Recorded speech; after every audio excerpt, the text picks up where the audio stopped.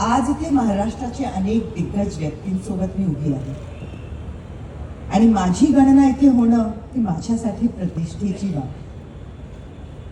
पण सुरुवातीलाच एक कबुली, मी स्वतःला अस्सल महाराष्ट्रीयन म्हणायला थोडीशी संकोचते.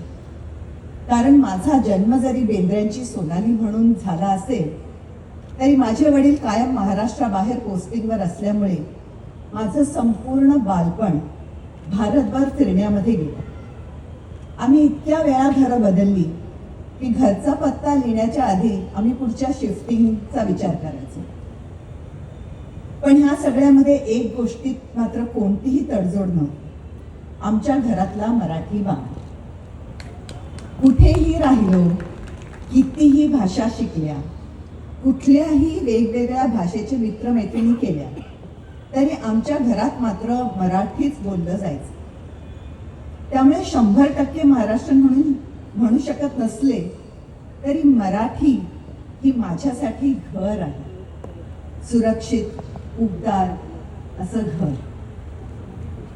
आता प्रामाणिकपणे सांगायचं तर लहानपणी मराठी साहित्याशी सुद्धा फारशी गोडी लागली नाही. मग नंतर हिंदी चित्रपटात आली आणि तिथेही मराठी लेखन वाचन कमीच झालं. तरीही काही गोष्टी मनाच्या तळाशी घट्ट रुजून बसतात. विंदा करंदीकरांची देणाऱ्याने घेत जावी ही कविता त्यापैकी एक आहे.